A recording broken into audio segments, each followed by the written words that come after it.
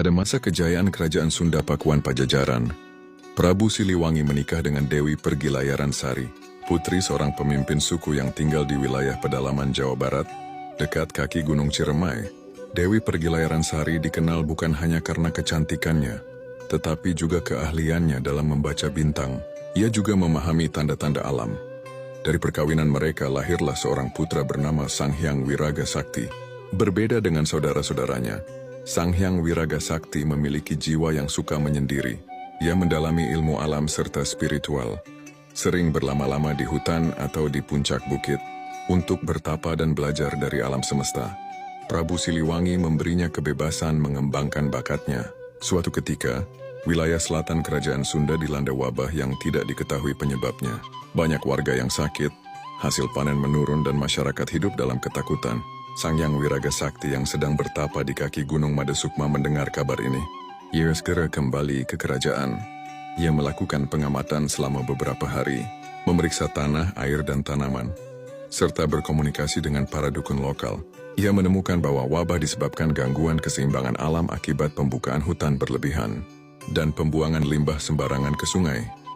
Dengan pengetahuannya tentang tanaman obat dan ilmu spiritual, Sang Hyang Wiraga Sakti membuat ramuan penyembuhan dari akar-akaran dan daun-daun khas Gunung Ciremai, serta mengajarkan masyarakat cara hidup yang lebih harmonis dengan alam.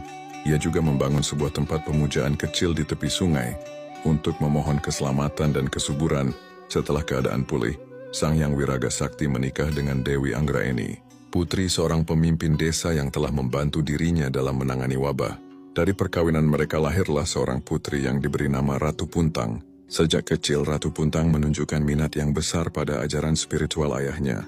Setelah Sang Hyang Wiraga Sakti wafat, ia memilih untuk bertapa di puncak Gunung Madesukma, tempat yang dianggap suci oleh masyarakat setempat. Selama bertapa, Ratu Puntang mendapatkan wahyu untuk melestarikan ilmu alam dan ajaran spiritual leluhur. Ia kemudian dikenal sebagai Sang Hyang Bathara Larang, karena sering memberikan peringatan kepada masyarakat agar tidak merusak alam atau melanggar aturan kesusilaan.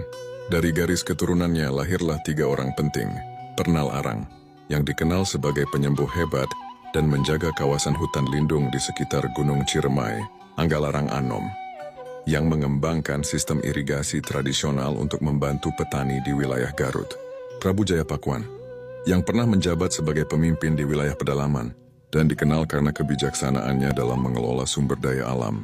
Makam-makam dari garis keturunan Sang Hyang Wiraga Sakti terletak di berbagai tempat di Garut, seperti di desa Cikajang dan sekitar Gunung Ciremai.